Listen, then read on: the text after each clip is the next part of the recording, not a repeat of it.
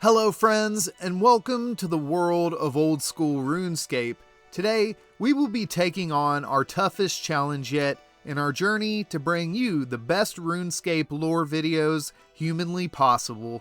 A boss is typically a mighty and unique creature found all throughout virtually any video game that you play. They are meant to serve as an experience that makes the immersion into the game even more enjoyable. They often mark key points in the story of a game, guarding the next quest location, and some are just outright meant to wipe you off the map and serve as a skill check for the best players in the game. The player versus monster or PvM community in RuneScape is massive, and millions of views each month are brought in by various streamers and YouTubers showing off their skills and taking on the near impossible. Our first boss in today's video is actually old school RuneScape's very first exclusive boss. You probably already know this, but old school RuneScape is actually a branch off of the original RuneScape 3. The game began to grow in popularity but felt kind of stagnant, so the developers began working on a new challenge. Zulrah was so incredibly epic to experience on release as a level 80 something noob. I died so many times to this new challenge in the swamp. It was the only boss aside from Jad that required prayer switching to kill. What Zulrah introduced that was truly revolutionary was the concept of a full gear swap. At the time, Zulrah wasn't meleeable and had several distinct forms, each partially immune to either magic or ranged, and would also swap attacks accordingly.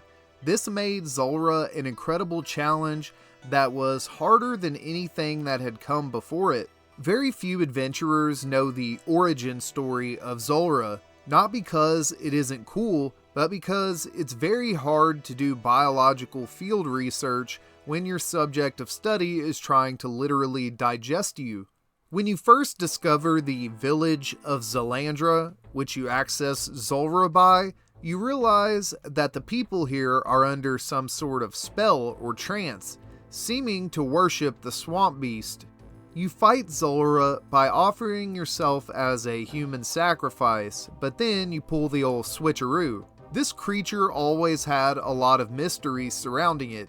After all, it is a giant death snake in the middle of a swamp that requires a long quest series to access and relatively high skills to even kill it, so it wasn't exactly easy to investigate.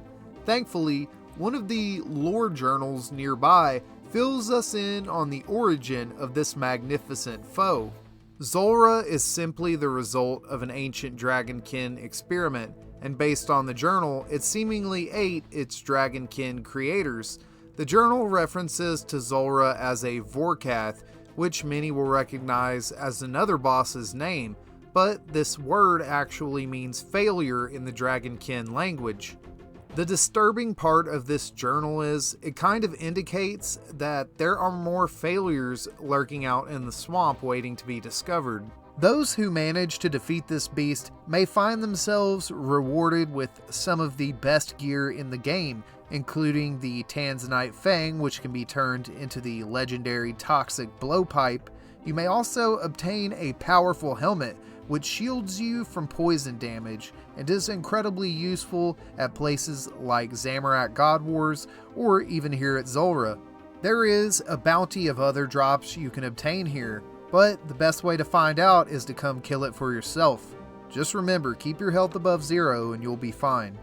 Next up, we have the biggest daddy of them all, Sol Heradet, RuneScape's current highest level creature. Sol Heradet is a massive colossi who can be fought in the Fortis Colosseum, but may only be challenged by those strong enough to clear the waves of adversaries that come beforehand. Sol Heradet is a mysterious being due to the fact he does appear humanoid and with what I would call a soul, but Mod Ed specifically stated he wanted to leave Sol Heradet's origin ambiguous and allow players to think of their own story, so that's what we will do.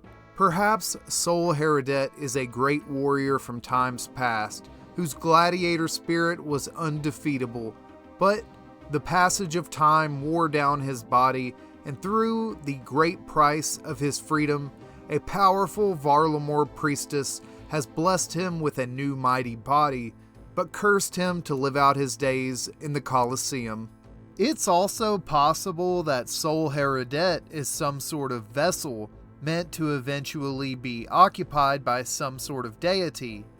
After all, the denizens of the Colosseum worship an ancient god named Ralos, god of the sun, and Sol Heradet's name means heir of the sun in Latin. Maybe there is a deeper connection between this titan and its divine inspiration.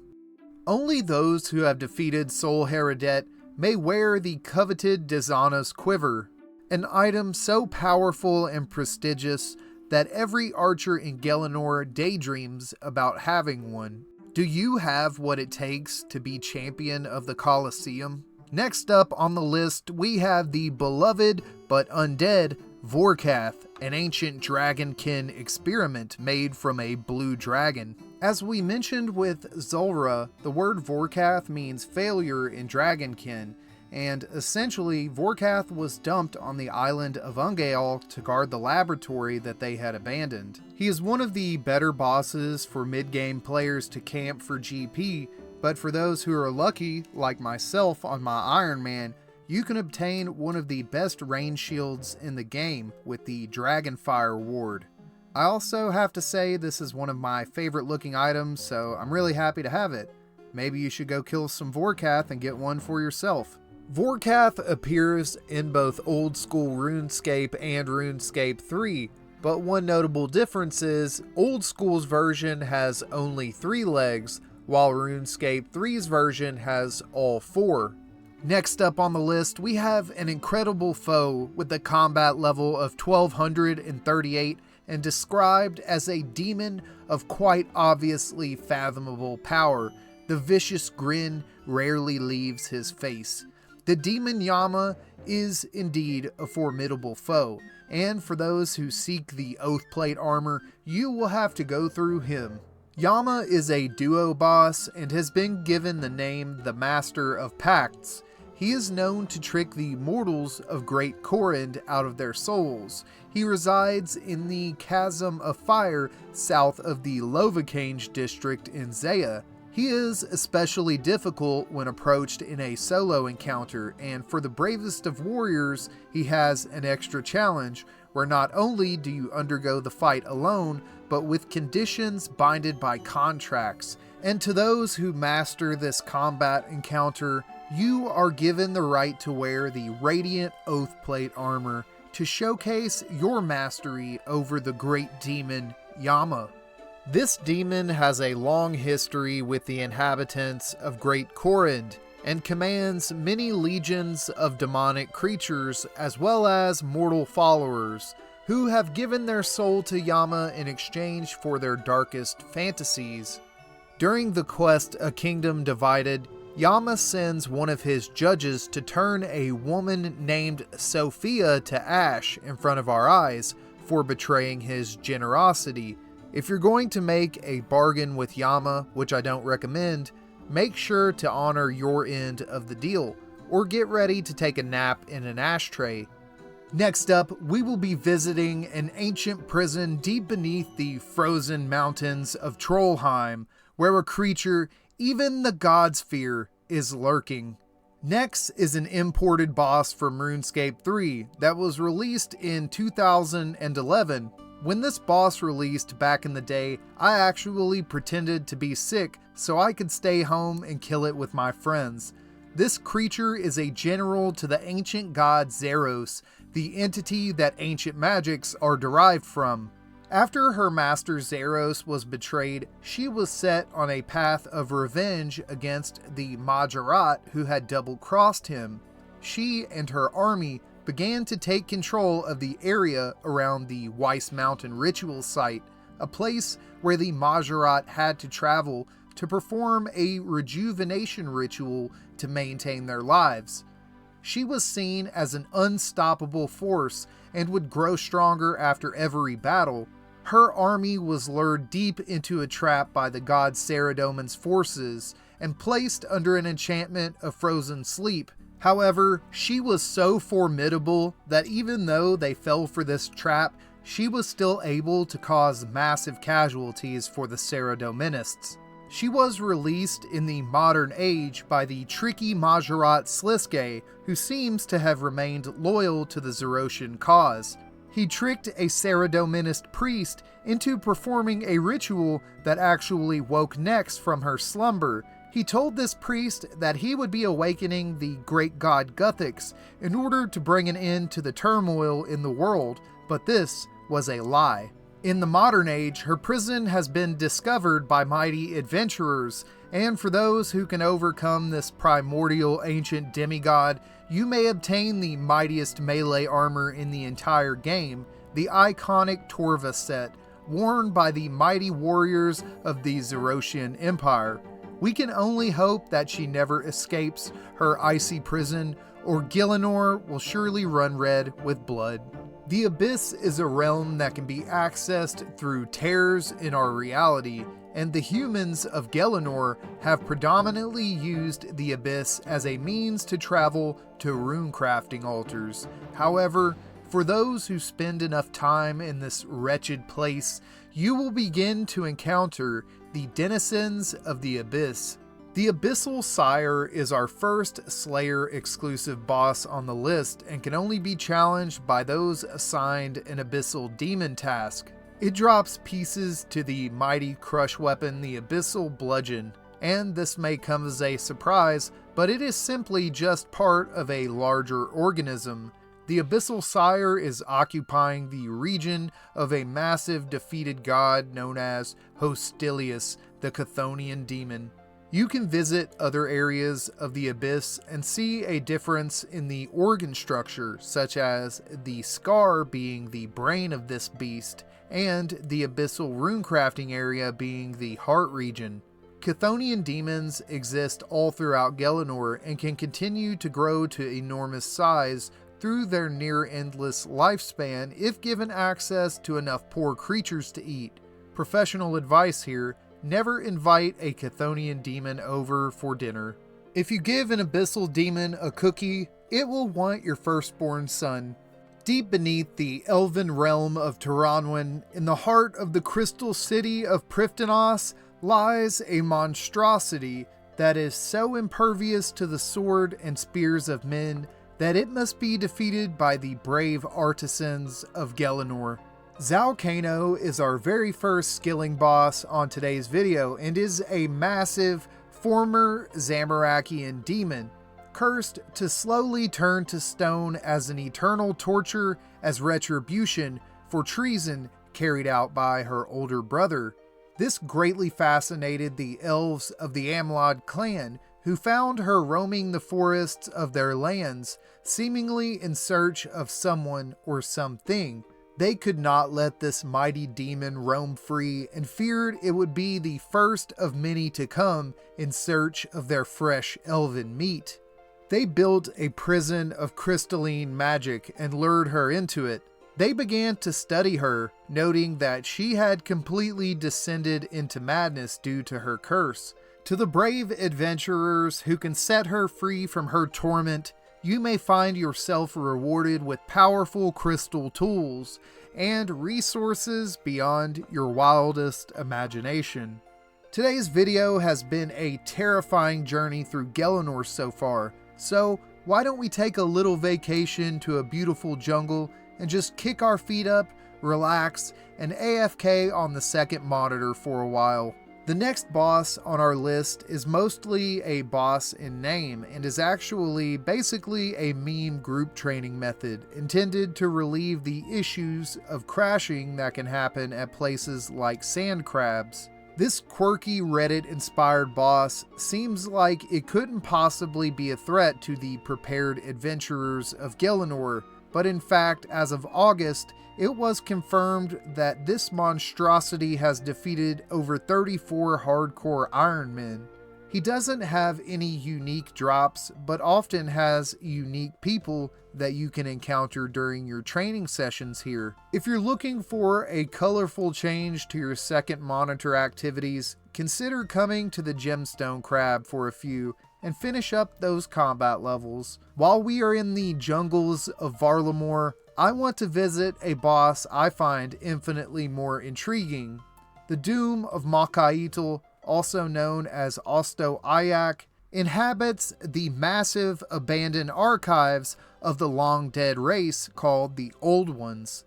The name Osto-Ayak simply means the undercreature in the language of the Old Ones, and the signature drop from here, the Eye of Ayak, means Eye of the Creature.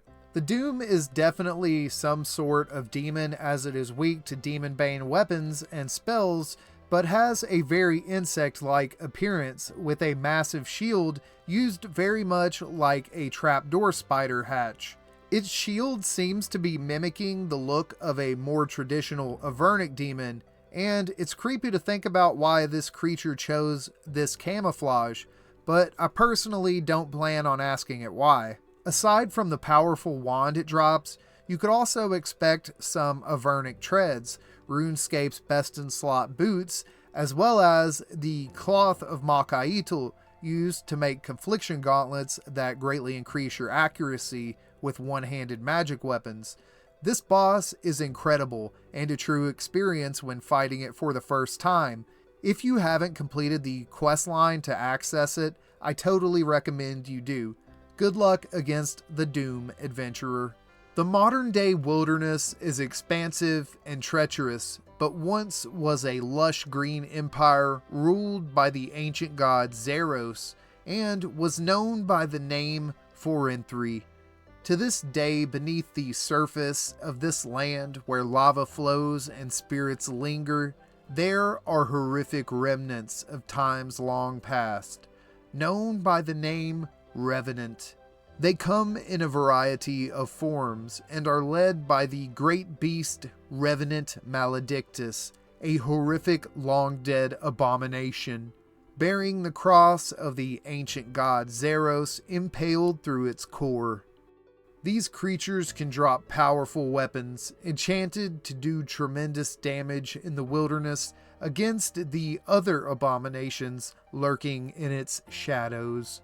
Upon killing Maledictus, the adventurer is blessed with a skull above their head, or perhaps cursed. This allows them to deal more damage against revenant kind, and also puts a target on the player's head, as many would betray another man for a chance at this immense power. To those who manage to survive their encounter with the Revenants, you should set your sights on defeating the great titans of the wilderness that drop pieces to an ancient weapon, broken apart and split amongst them to keep the power out of the hands of mortals. The giant Zamorakian skeletal champions, Vetion and Calvarion, carry the blade of the Voidwaker amongst their rattling bones. These behemoths command total control over skeletal hellhounds that will rip the flesh from our bones in an instant. The little information that is known about Vetion comes from the powerful Saradominist warrior Andros Mai, who says that Vetion's power comes from the ancient tomb he resides in. These champions reside in a hotspot of PvP activity, and only the strongest and quick-witted will obtain the relics from this dungeon. At one point, Vetion freely roamed the wilderness, but was seen as too difficult for most, and during a rework was moved here to this dungeon, given the Voidwaker drop, and an easier version of the fight was added, known as Calvarion. Vetion could now drop his skull, and it could be used to upgrade the wilderness weapon Thameron's Scepter into an Accursed Scepter, making it significantly stronger and changing the appearance. These changes also affected the great Ursine beast Callisto, who once roamed the desolate coast of the wilderness near the Lava Dragon Isles. This beast, like Vetion, has a lesser version of the fight named Arturio, and they both drop pieces to the Voidwaker. Callisto was also given a drop called the Claws of Callisto, which could be used to upgrade the Vigorous Chain Mace to an Ursine Chain Mace, also making it significantly stronger. South of the entrance to Callisto and Arturio, there is a pile of bear droppings with the Examine Now You Know, which answers the age-old question, does a bear shit in the woods? The final boss with a piece to the Voidwaker is the massive arachnid monster Venenatus and the lesser variant Spindel. They are said to be the last of their species and reside in the Great Silk Chasm, hiding from the dwarves who are responsible for the extinction of their kind. This boss also drops an upgrade for a wilderness weapon with the Fangs of Venenatus, which can be used to upgrade the crossbow into the Webweaver bow. All three of these bosses drop the Dragon Pickaxe, and used to be one of the only methods of obtaining one, but in one of the updates to this content, they added the pickaxe to various other drop tables as well, to make sure accounts had an alternative to going into the PvP heavy wilderness. The final wilderness boss you can obtain the Dragon Pickaxe from is the quirky and unique Chaos Elemental.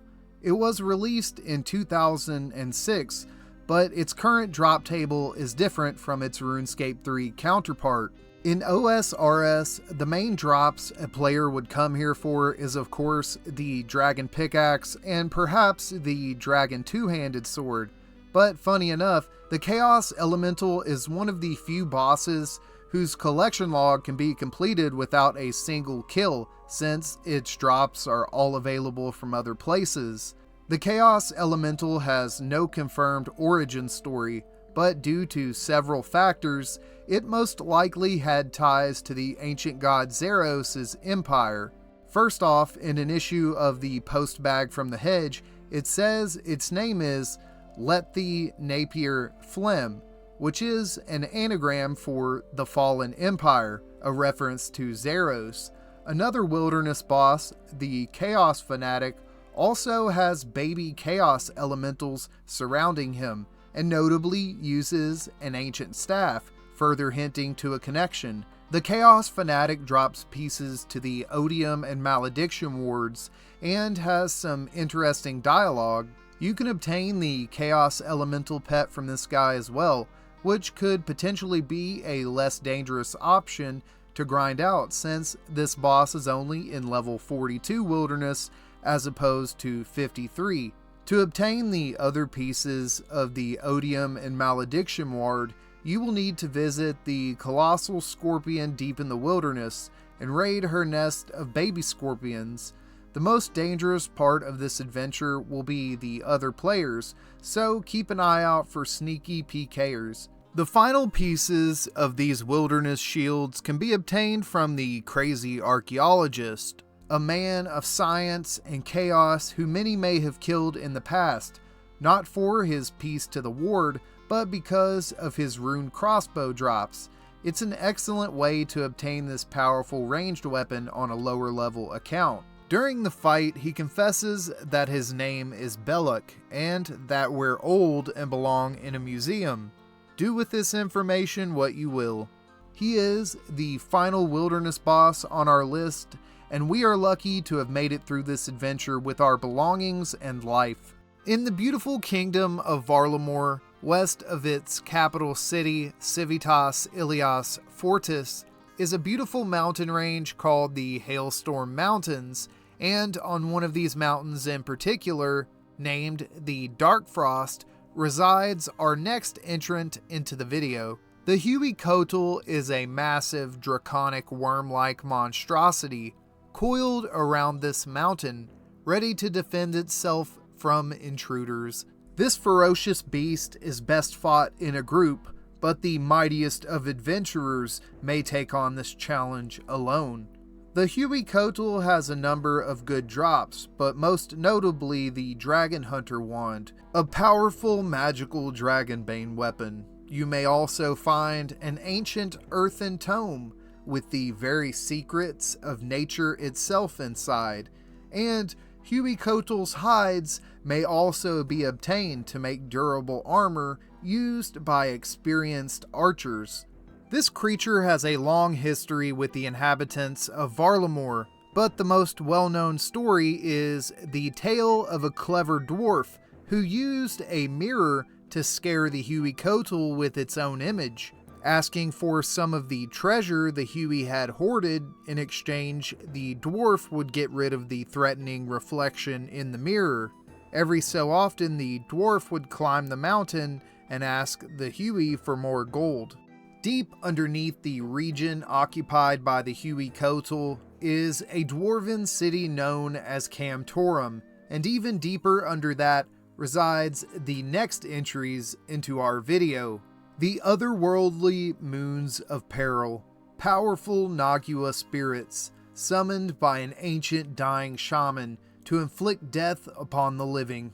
There are 3 of them in total that serve as the bosses of the dungeon, each able to drop a piece of their armor set that are based around the abilities of the boss itself. First up is the Blood Moon, a powerful Nagua of the element blood, a jaguar warrior whose armor set is meant to inflict maximum blood loss and can randomly allow you to attack faster in a bout of bloodlust. The Blue Moon is a Nagua of ice and wind. Its armor set special effect allows you a chance at attacking instantly with the Blue Moon Spear when used with bind spells. This is a unique melee magic hybrid style and can be especially devastating in PvP. The final moon of peril is the Eclipse Moon, and this set is a melee ranged hybrid set with a powerful weapon being the Atlatl. Unlike most ranged weapons, the Atlatl has its damage based around your strength bonus. This set has a unique effect that can inflict burns on the enemy, making it incredibly effective for both PvP and PvM.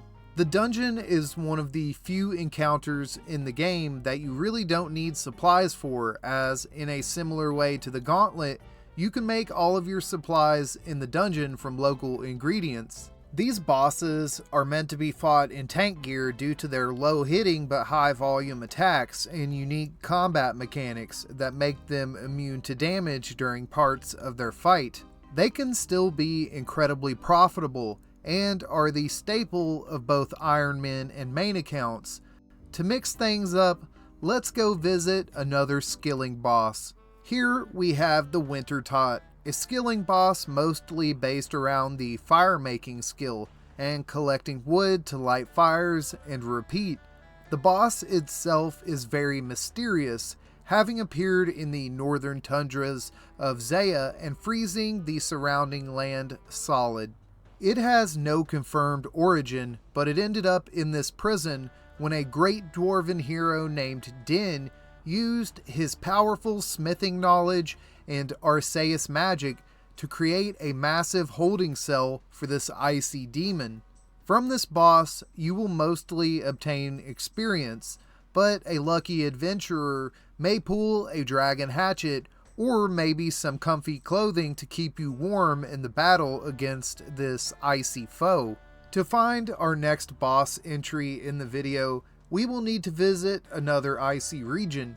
Deep under the Weiss Mountains, in the fortress of Gorok, lurks an abomination from another world.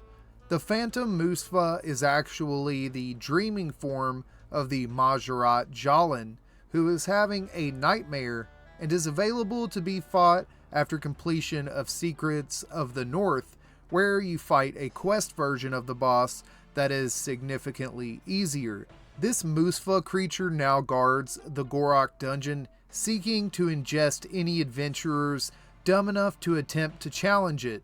For those who do manage to defeat this beast, you can obtain ingredients to create the coveted Venator bow, a weapon that is strongly suited for taking on multiple enemies at once. Or you might obtain an ancient relic used to turn the ancient staff into a wand weapon that can be attuned to various ancient elements for extra effects. MUSPAH exist in RuneScape 3 and are known to be predators of the Mahjarrat, and are also created from the dreams of the elder god Ma, the mother of Zeros, and the Mahjarrat themselves.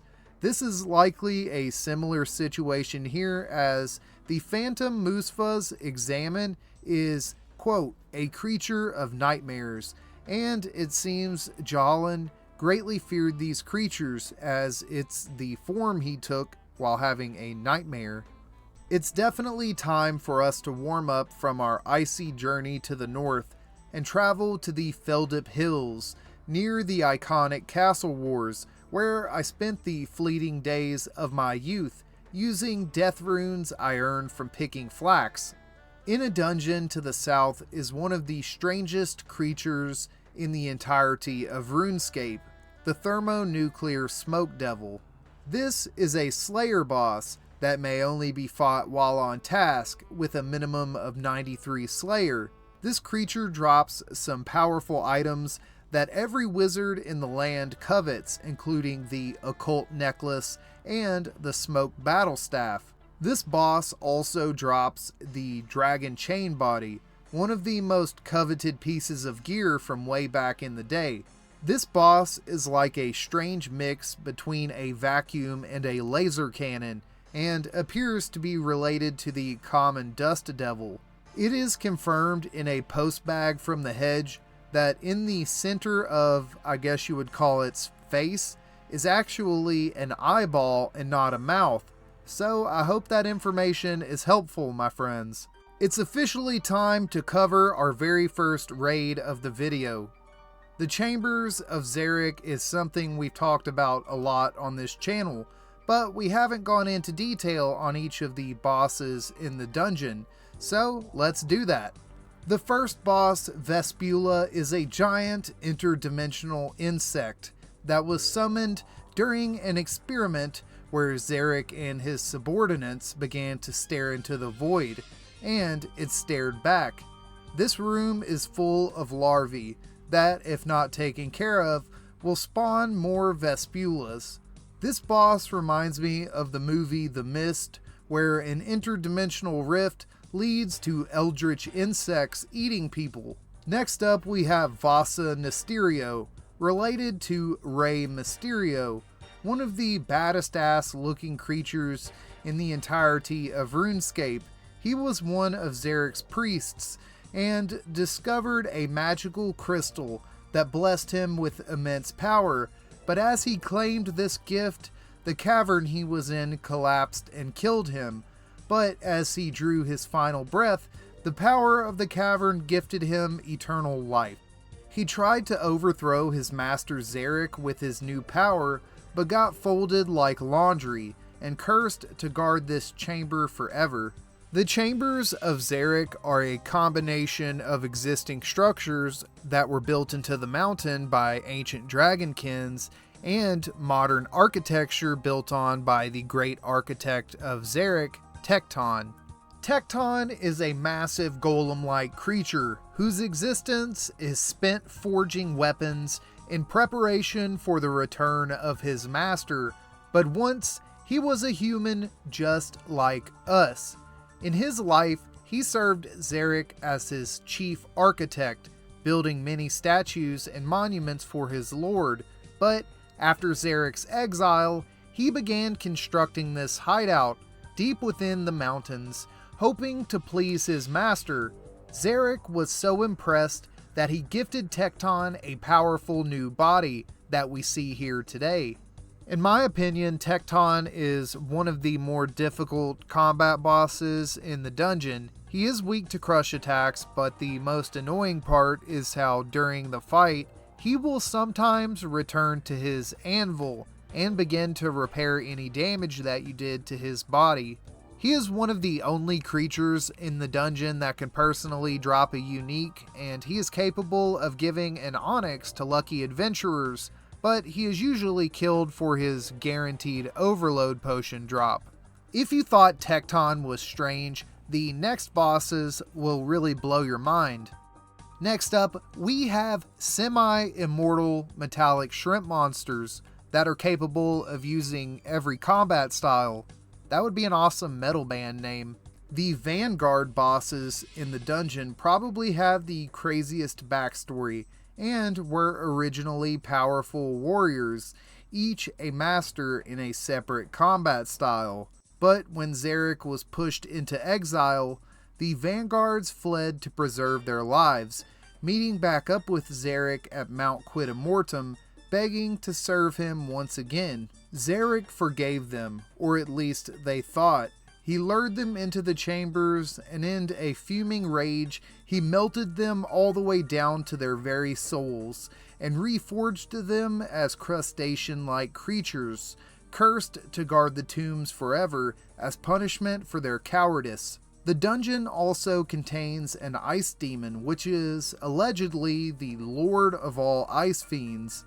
This boss is fought in a similar manner to the Winter Tot, as it must be weakened using kindling burnt in a brazier, but after it is successfully weakened, it can take combat damage. It is especially weak to fire spells, as you could imagine, and it's fairly simple to deal with. The Muttadiles are super cool bosses located within the dungeon that are essentially hounds of Xeric mutated by experimentation, and the large Muttadile was pregnant when Xeric warped it into its current form, which made the unborn hound in its womb also warp into a Muttadile. It feeds from a meat tree surrounded by blood crystals when damaged below 50% health, and this requires it to be frozen in order to kill it quickly and to keep it from healing. The final boss of the dungeon that drops the coveted items like the Twisted Bow and Kodai Wand is the Great Olm, guardian of the secrets and power of Mount Quidamortum. It is thought to be a dragonkin experiment, potentially created by the great and wise dragonkin Kerulim, who has a base just north of the chambers of Xeric. If you wish to defeat the Great Olm, you will need to make use of all three combat styles and engage in some unique strategies for avoiding damage here, mainly what is called running the head, where you manipulate Olm's line of sight to be out of range during certain attacks, making the fight much easier. I gotta say that learning this technique is quite hard to grasp at first, but the rewards for learning this fight are immense, and you can actually tell if you've gotten something special based on the color of the ancient chest that you get your loot from. If you've struck it big, it will be glowing purple, or if you're like me, it will be a white light and full of herbs, but at least you got the kill, right? Next up, we will be covering the only two free-to-play bosses in the entire game. Obor is a hill giant boss located in Edgeville Dungeon. He can be defeated for his powerful weapon, the Hill Giants Club, which is an item of prestige in free-to-play, being the best in slot crush weapon. The club is currently 1.1 million GP, making it one of free-to-play's most expensive weapons. Obor is quite easy, but a welcomed addition to the game, as free-to-play has received very limited updates in the existence of old-school RuneScape, and still manages to have a sizable community of dedicated players. Obor can be accessed with the use of a Giant's Key, obtained from killing regular hill giants.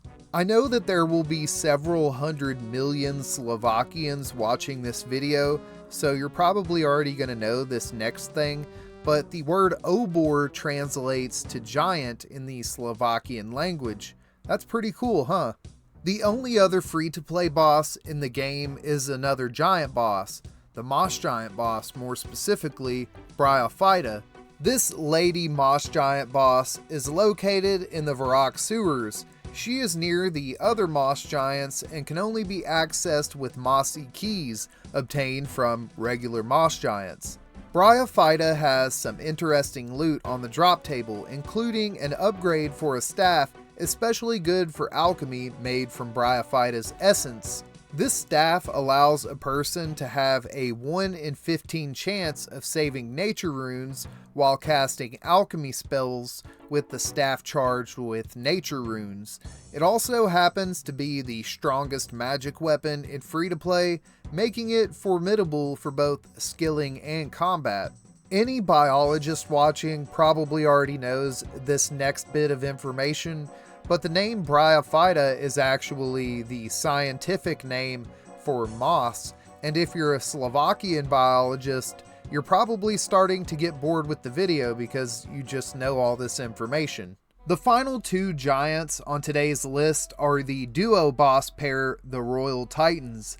They are the rulers of both the ice and fire giants and are a mid-level boss with quite a few mechanics, being more than just DPS dummies. I actually really enjoy doing this boss.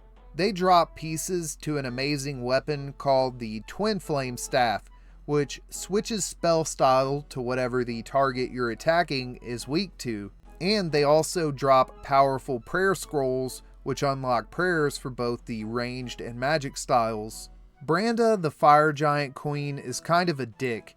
She rules the domain under Karamja Volcano, but insists on expanding her kingdom, and has intruded on the lair of ice giants on the southern Asgardian peninsula. We truly end up just being a nuisance, interrupting the clash of these two titans.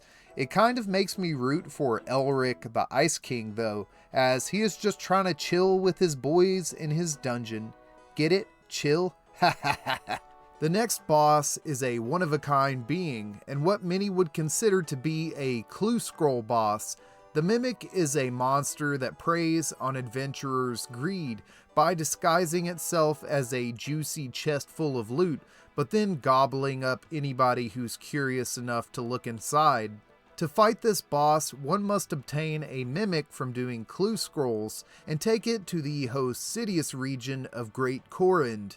By traveling to Watson's house and using the Mimic on the strange casket upstairs, one is transported to a fight against this deceptive beast. The appealing part of this boss for most players is the chance to obtain rare and valuable Third Age gear, with the pickaxe being the most expensive by far at over 10 billion GP in value.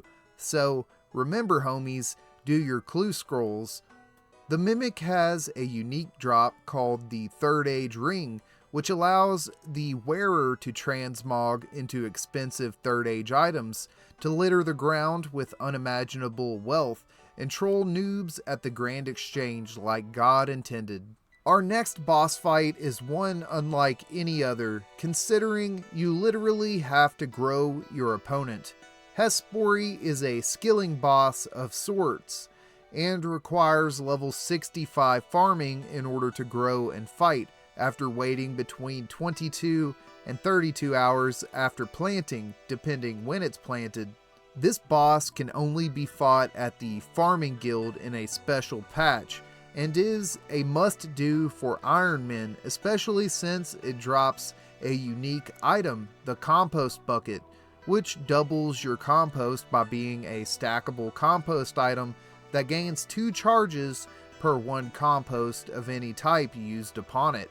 The species of plant that Hespori belongs to originates in the far-off land of Mauritania and is a carnivorous plant similar to a Venus flytrap in real life. It lurks in the swamp waiting for prey to wander by, and snatches it up to digest in extremely powerful acids to make absorbing the nutrients easier. Make sure you never lose a fight to Hespori or you'll end up being an adventurer smoothie.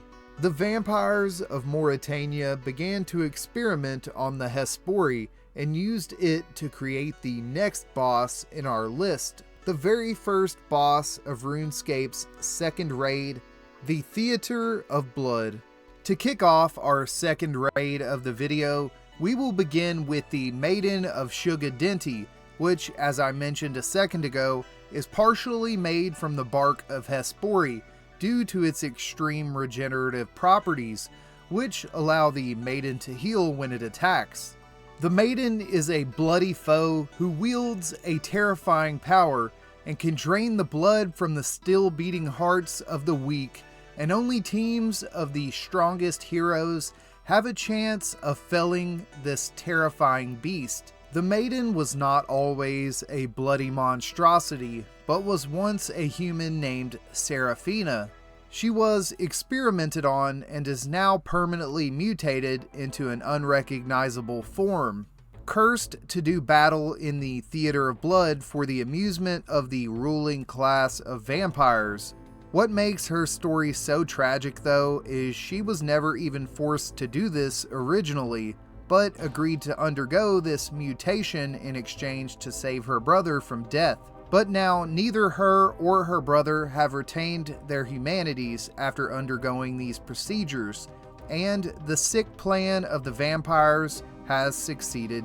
The next foe that you will encounter in the Theater of Blood is the horrific pestilent BLoat, a huge rotting mass of meat and flesh created by a lunatic vampire named the Butcher. It is an amalgamation of various dead creatures, including 3 giant's heads, an entire ogre corpse, 4 buckets of human blood, 2 cyclops arms, 2 catapulpon legs, an apple pie, and a sense of pride. The fight itself is mostly kiting or hiding from the boss until it deactivates, and then smacking him up while he lays his chunky ass down for a quick nap. I gotta say, I really think the fight is pretty fun as you constantly feel pursued by it, and it keeps you on your toes, kind of like a good horror movie would. The third boss in the theater are the Nilocusts. This room consists of a hive of attacking arachnid beasts that require swapping between all 3 combat styles to defeat. They are a race of creatures that come from the homeworld of the vampires, known as Vampirium. The ancient god Zeros found the vampires on the world of Vampirium and offered to take them to a new world where there would be more blood than they could drink. Sounds lovely, doesn't it? Zeros transported them to our world, but almost like wicked contraband, they brought the Nilocusts with them as some sort of sick, twisted pet. These creatures function very similarly to ants, where the same colony of individuals may have different types, such as a guardian or a queen. Each Nilocust fulfills a different purpose for the colony, and it's quite easy to get stacked out by these guys because there is strength in numbers. The next boss in the Theater of Blood, in my opinion, is the most intriguing by far. The great dark beast from the Shadow Realm, Sotetseg, has quite a rich origin story, as it is a strange beast who found our world through a rip in the fabric of reality, described in its examined text as, quote, an intruder from the Shadow Realm, corrupted by high alchemy, or blood magic. While experimenting on the Shadow Realm under the direct order of Lord Draken, a scientist took a normal dark beast and began to experiment with vampire magic on it. This scientist even used a device to send this beast to the Shadow Realm itself, hoping to uncover powerful secrets for Lord Draken. Dark beasts seem to be natively from the Shadow Realm, and this one was able to navigate and explore the realm for this vampire scientist. But one day, it returned to our world with a message. Abandoned deeper, the tortured Experiment 1. Trapped. Follow within the Shadow's voice. After hearing this insanely creepy message, the scientist does not abandon his experiments, but instead decides to go into the Shadow Realm, hoping to meet the entity he was communicating with. Needless to say, this scientist was never seen again. And fun fact to break up the Shadow Realm dread surrounding this boss, but the word Sotetseg actually means darkness in Hungarian. While fighting Sotetseg, it will suck you into the Shadow Realm, and this place can be devastating if you're not careful with your footing. The next boss is a sinister foe from the homeworld of the vampires, that now serves as a mighty gatekeeper for the final boss of the raid. This creature is what is known as a yarasa, which literally means bat in Turkish. He is the king of this species of bat-like creature that evolved alongside vampires on their homeworld. They are mostly blind, similar to bats in real life, but make up for their sight with incredible senses like superhuman hearing and smell. When the Dark Lord Zeros taught the vampires of society, they finally had the strength of numbers and coordination to wipe out the dangerous and feral Yarasa. Xarpus was the last of his kind and managed to survive on Vampirium for millennia, avoiding death by the vampires. This was until Lord Draken himself returned to the homeworld and captured Xarpus. The mighty Lord Draken then gifted this beast to Vitor Verzik for her amusement and to use as a plaything at her Theater of Blood. Which now brings us to the final boss of the raid, Vitor Verzik herself. Lady Verzik was the head of her vampire family on the homeworld of Vampirium, but ended up leaving that world and first stepped foot on ours many thousands of years ago, and probably caused quite an earthquake. She and her kind were brought here by the dark god Zeros, whom they refer to as the stranger from afar. Not only did she bring the deadly Nilocus we mentioned earlier, but she brought many powerful artifacts, many of which the champions of Gelinor seek to this very day at the theater, such as the Scythe of Vitor, an ancient heirloom owned by the founder of the Vitor clan, and the deadly Grazi rapier, a possession passed down from her father. And of course, the Avernic Defender, gifted to her by Zeros for her services to the Empire.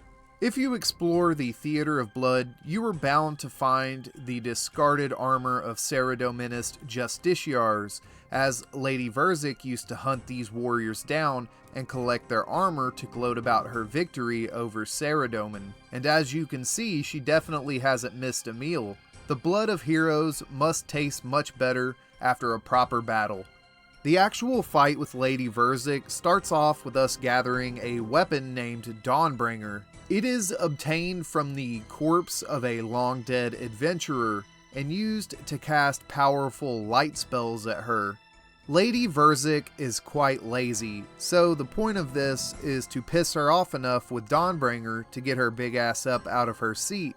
Lady Verzik will begin assaulting you with a variety of attacks and summoning Nilocus to aid her in battle. Once she is weakened sufficiently, she will get enraged and take on the form of a massive Nilocus. She will then begin to chase you around the room and try to devour you whole. If you manage to defeat her, you will gain a chance at the many riches we discussed earlier, as well as a unique staff gifted to her from Lord Draken himself, known as the Sanguinesti Staff. This weapon drains the blood of your foes and provides nourishment to the caster. In other words, it heals you. Theater of Blood is often regarded as the best raid in old school RuneScape, surpassing even Raids 3 due to the fact players enjoy the back-to-back boss fights without puzzle filler rooms. And interestingly enough, the new CEO of Jagex, Mod North, even stated Theater of Blood is his favorite content and regularly does runs with his friends. The next set of bosses are some of the most well-known in the game due to where they reside. The God Wars is one of the most lore-rich and memorable pieces of content to ever be released in RuneScape. And to this day, adventurers go here in hopes of obtaining powerful gear and riches. The first boss in this dungeon that we will be visiting is the one that I've always found to be the most interesting, and no, it's not because I have a thing for redheads. I have always enjoyed the Judeo-Christian angelic theme that this boss encounter has. Zilyana is a member of the race of Icene, humanoid winged creatures that for all intents and purposes are the racial rival of the vampires, as they represent the virtues of light and justice, far from the chaotic darkness of the vampires. Zilyana drops the Armadillo crossbow, obtained in a historical conflict with the forces of the god Armadillo, but she also possesses a powerful Justiciar's weapon, the Saradomin sword, that is capable of inflicting the lightning of Saradomin on the blasphemous. Each of the bosses in this dungeon drop a hilt to the legendary god sword, and the one this boss drops will give your god sword the ability to heal and sustain yourself. Entering into combat with Commander Zilyana often has mortal consequences, as not only can she overwhelm opponents with her powerful magic and thousands of years of swordsmanship, but she is surrounded by the faithful of Saradomin, including the powerful centaur Bree, who wields a bow with terrifying precision, the arcane lion Growler, the only known member of his kind in the entirety of old school RuneScape, and of course the armored unicorn Starlight, a hero of the unicorn race, eternally faithful to the god of light. The next boss represents the legendary god Armadillo, of whom very little is known about. However, we do know a bit about his winged followers, the Avianci, a flying race of bird-like humanoid creatures that serve as his military. General kree-arra is a giant Avianci who commands the power of storms themselves and causes challengers to be knocked back with powerful hurricane-strength winds.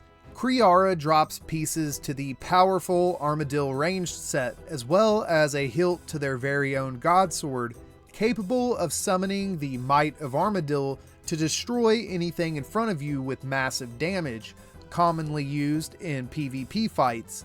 Kree-arra's bodyguards are simply smaller Avianci that each use a different combat style, and do have an incredibly rare chance of dropping a piece of Armadillo armor at around 1 in 16,000.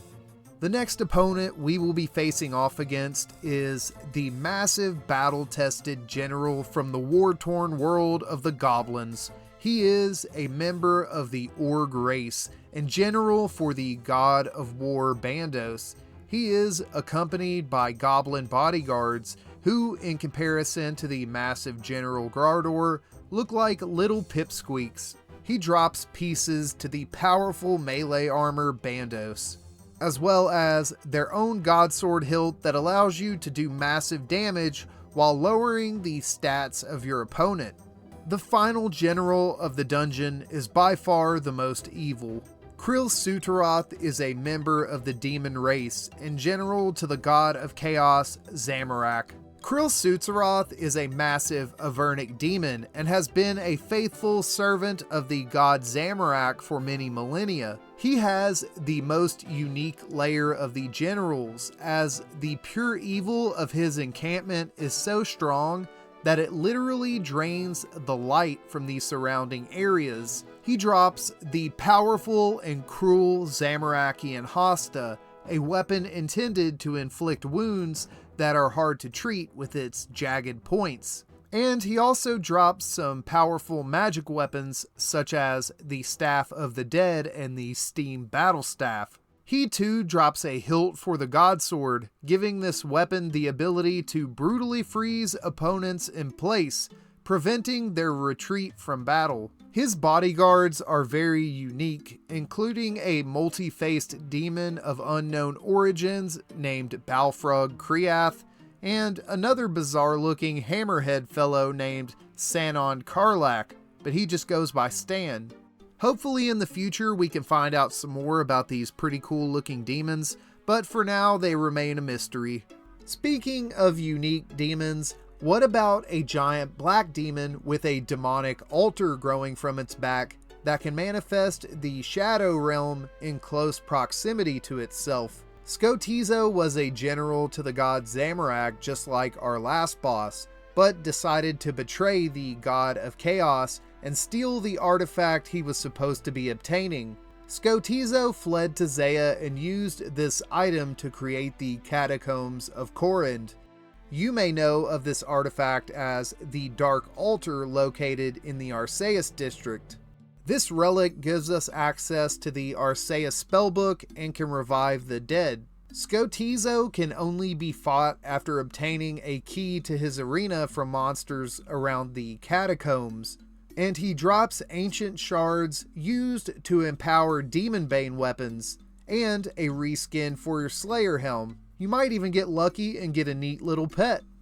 Our next boss is very obscure, and like some of the other bosses, does appear in a quest, but isn't what I would call a quest boss, as he can be fought after it for rewards.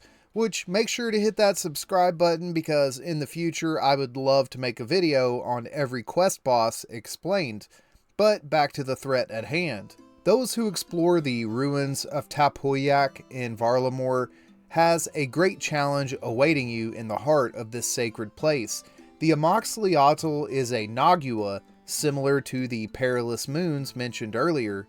This creature drops many treasures, including a powerful dual-wield hammer weapon that strikes with mighty crushing blows. This entity is also very susceptible to fire magic, so prepare accordingly.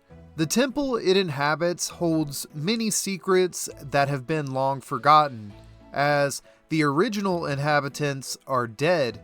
The temple was built by the now extinct race known as the Old Ones, and who knows what terrible icy treachery may have taken place here many millennia ago. The name Amoxliatl actually has an interesting meaning behind it, as in Nahuatl it means Book of Water, possibly alluding to this creature's mastery over ice magic. Next up, we have our very first sailing-related boss, as you must have completed the Troubled Tortugan's quest and obtained a whopping 45 sailing to access this creature. Griffins are a new Slayer task that you can be assigned after the quest, and the boss variant is called the Shellbane Griffin. This creature drops many goodies, but most notably the Bell's Folly, a new must-have item for Iron Men. It is a very powerful stab weapon, which would be a great option in the mid-game before obtaining something like a Fang. This creature is capable of several powerful attacks, but most notably one that can sling you around, kind of like kree-arra from God Wars or a Dragon Spear special attack. If you wear a Tortugan shell while fighting this beast, it will not sling you around, and I recommend getting your Ninja Turtle cosplay together before heading here to take on the Shellbane Griffin. Next up, we have another kooky academic boss with the Deranged Archaeologist. He is very similar to the Chaos Fanatic and Crazy Archaeologist as a human boss, and can be found on Fossil Island. He has some interesting drops, but most notably the Steel Ring, an incredibly powerful defensive melee ring, and it is technically still best in slot for melee defense. The world of RuneScape is over 20 years old, and one of the earliest bosses to send noobs back to Lumbridge was the legendary Queen of the Caridian Desert, the Kalphite Queen. And yes, she is Kalphite mean. The Kalphite are a species of beastly insect creature from the desert that live in a caste system. Each individual of the species serves a specific function for the hive, and at the top of this hierarchy is the Kalphite Queen. She was the first boss in RuneScape to utilize protection prayers against the player, which made the fight very difficult at first, and it was one of the first few places where switching combat styles was incredibly helpful. Many players would also turn to the incredibly powerful Verzik melee set to pierce her protection prayers. She was hunted for her incredibly valuable drops, including the most pimptacular melee plate body, well I guess chain body, in RuneScape history, the Dragon Chain Body. She has had her drops adjusted a few times over the years, and in the most recent iteration, the Dragon Pickaxe was added to her drop table, giving an alternative way to obtain one as opposed to camping wilderness bosses who had exclusively dropped them up to that point. Deep beneath the crystal city of Prifddinos resides a training ground for the elven warriors of the Amlod clan. In this gauntlet, they learn how to survive in the wilderness, craft their own weapons and armor, and ultimately how to use them with lethal proficiency. In the final encounter here, they must overcome a deadly challenge to prove their worth, and this challenge is the next boss on our list, the Crystalline Hunlif. This beast is one of many powerful predators from the Elven homeworld. Very little is known about the Hunlifs in old school RuneScape, but RS3 does give some more insight on this beast, as one of the members of the Amlod clan fights one and absorbs its power and can now transform into a Hunlif like a werewolf. This boss originally just dropped the powerful Blade of Saeldor, but almost 2 years after this, it was changed to now drop the enhanced Crystal Weapon Seed, which could be turned either into the blade or the new Bow of Fardenheinen. This item has become one of the most coveted in the game, as it is a great option for endgame PvM content for players who don't have a twisted bow. This item is so desired and deemed necessary that many refer to this boss encounter as the Red Prison. The drop rate is 1 in 400, but unfortunately, many have gone thousands without their prize. It's time to cover our final raid for old school RuneScape, at least until the reveal of Raids 4. The Tombs of Amascut is a raid in the Caridian Desert and is one of the best pieces of content in the game in my opinion. It contains both puzzle and combat challenges, and many rewards for adventurers strong enough to brave the inhabitants of the tomb. The first encounter we will be covering is the Great Beast Zabek, the guardian of the Krondys Path. Krondys is a crocodilian god of the Mennephite pantheon, and Zabek here is obviously of a similar reptilian persuasion. This boss uses all 3 combat styles as well as blood magic to heal itself. Some of the special mechanics of the fight include waves you have to dodge and a screaming attack where the player must seek refuge behind rubble in the arena. Zabek was originally a normal crocodile, not particularly blessed with size or strength, but his cunning is what drew him into Amascut's service. Zabek used its intellect to outcompete the other members of its race, and as time passed, the size and strength it once lacked had been achieved. His appetite grew alongside his strength, and eventually Amascut took notice, making a pact with Zabek for endless food. In exchange, Zabek would help her catch Krondys. Amascut ended up betraying Zabek and cursed him with endless hunger instead, with every scrap of food turning to dust before entering his mouth, and he was now unable to die to hunger due to Amascut's power. It wasn't until the quest beneath Cursed Sands that an adventurer came along and put Zabek out of his misery. Next up, we will be taking on the Scabarus path. Scabarus is an insectoid demigod of the Caridian Kalphites, and his representative here is by far the smelliest boss on today's list.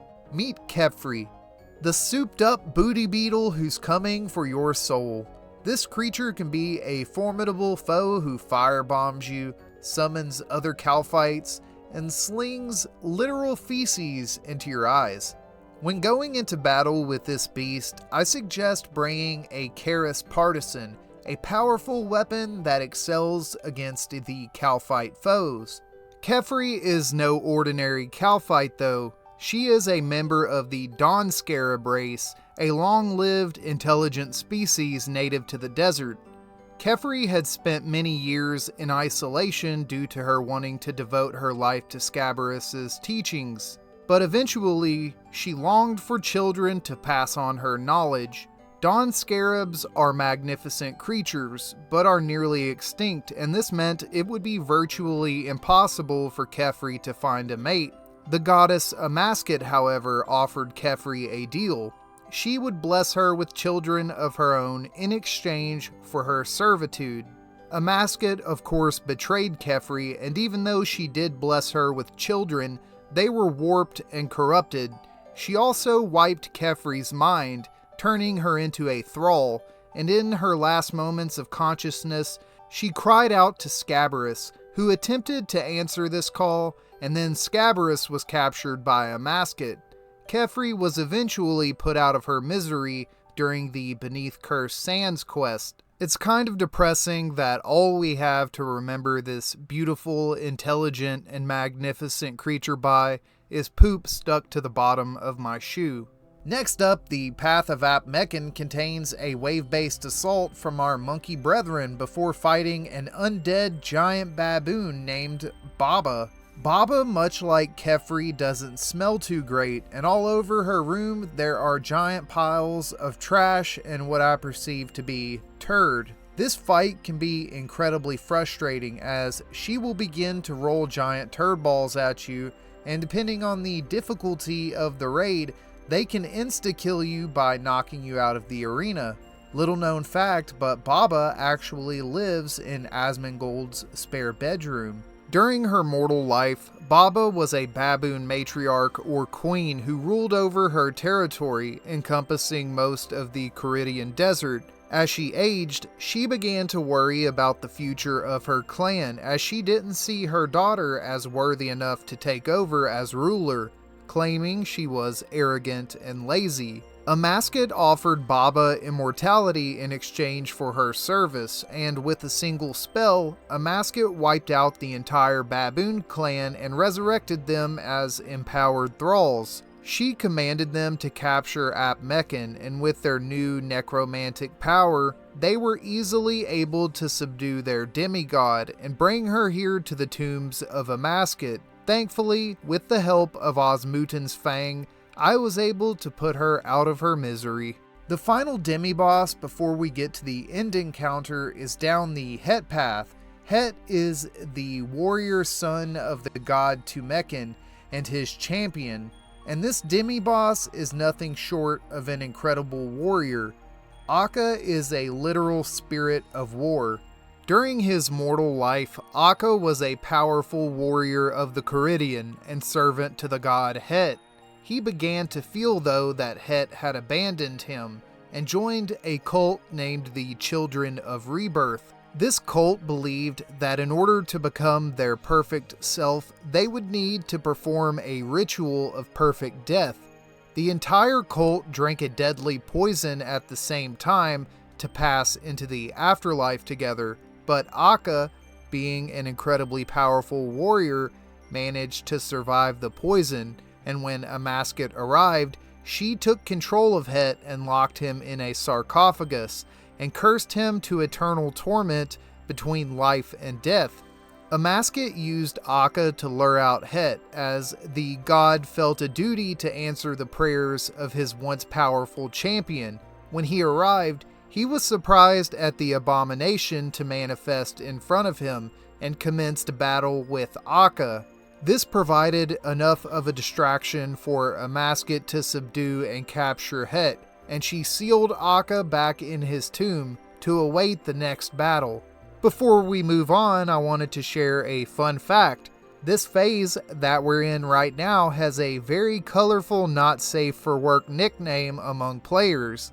The final boss or bosses of the tombs of Amasket are two ancient automatons, the Warden of Tumeken and Elidinus, respectively. These entities are cursed behemoth golem-like beasts used to defend the inner sanctum and power located in the temple.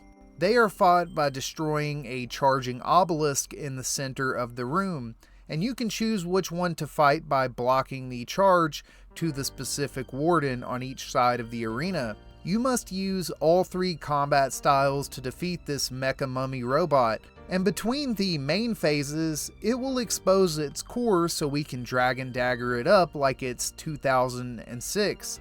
The final phase contains a Hulk smash of a mechanic, where the warden will pound the ground, causing waves to fly out at us, damaging us crucially, and as we get closer to defeating this monstrosity, it begins to summon the dead demi-bosses we defeated on our way in, adding to the fight even more complexity and risk of death.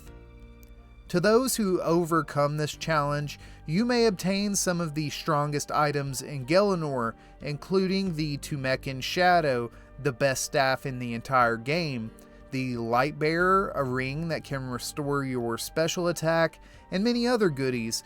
Most people come here to try and obtain the Rune Pouch upgrade, allowing it to hold another stack of runes, but who knows, maybe your next chest will contain riches beyond your wildest dreams. The next boss on today's list is another one of our beloved Slayer bosses, and in fact was the very first one ever added to old school RuneScape. I guess you could say they released the Kraken. This boss is the upgraded Big Daddy version of the Slayer mob, the Cave Kraken, which can only be killed after 87 Slayer while on task. And one weird requirement the boss has is 50 magic. This boss drops several goodies such as the Trident of the Seas and an upgrade for the Abyssal Whip to turn it into the Abyssal Tentacle. The Trident of the Seas was old school RuneScape's very first charged staff, which just means it can be charged up with a spell, freeing the user to use another spellbook. Essentially, you could basically use things like Vengeance and Cure Poison on yourself while still being able to do offensive magic damage, making this one of the most sought after Iron Man drops for the last decade.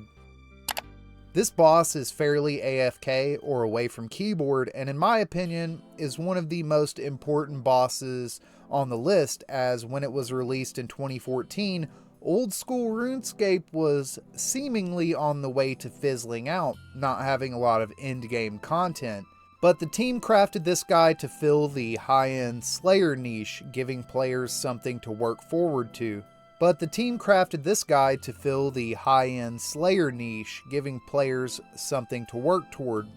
along with many other updates, gave old school RuneScape its unique identity from RuneScape 3, and to this day we enjoy our tentacled friend. He was also the very first boss to drop a jar, which is a cosmetic item used to create a display in your player-owned house to flex your boss accomplishments to your guests. RuneScape 3 and old school RuneScape share content often, and I typically think it works out pretty well. Our next boss was a legendary OG era boss of RuneScape 3 that took the lives of many noobs. The Corporeal Beast was added to old school RuneScape in October of 2014. It was actually backported into old school due to many players requesting it, since it was an iconic boss released during the mid-2000s golden era of RuneScape. It was the beast who dropped the coveted and iconic spirit shields. This creature is a mighty beast who in RuneScape 3 hunts a little girl's dreams and eats them, basically, all because it had been driven to insanity by an infectious dark core inside of it. But in old school RuneScape, it kind of has no backstory, since the RuneScape 3 version is introduced through quests like Summer's End, and the old school version just appeared one day. The old school version also does not drop the legendary Divine Spirit Shield like it did back in the day. The players spoke and it did not pass the poll to be added to the game. It was one of the first true group bosses added to old school RuneScape, but since then, savvy players have learned how to defeat it solo by using stat-reducing special attacks on it and teleporting out to do it all again. This makes it incredibly meticulous, so if you see an Iron Man with one of these shields, you are in the presence of a true Giga Chad. In the entire history of RuneScape, there are very few items that are as iconic as the Fire Cape. It serves as a benchmark for those who have put in the time, effort, and focus into defeating the next boss on our list. Tiztok Jad is the final boss of the Fight Caves, a challenge located on Karamja in a city made of obsidian and lava. The Tazar are a species that built and occupy this city inside of a volcano and are the ones who host this challenge. You must fight your way through 62 waves of monsters before you finally make it to Jad. He is capable of using all 3 combat styles, but since most people take him on using ranged attacks, they are never at risk of being hit by his fierce melee swipes. He has a combat level of 702, which for many years was the highest in the game until the addition of the Corporeal Beast. During production, Jad was known as Lord Magmus, and to this day his configuration files are still under the same name. I gotta say, I like this a little better than Jad. Jad was the greatest foe the Tazar could muster against us for many years. That is, of course, until the addition of the new city, Mor-Ul-Rek, located even further into the volcano. The city of Mor-Ul-Rek contains, you guessed it, more Jads, and in fact, you must defeat 3 of them at the same time in the new Inferno challenge. Once you defeat this triple behemoth challenge, it is time to face the ultimate champion of fire.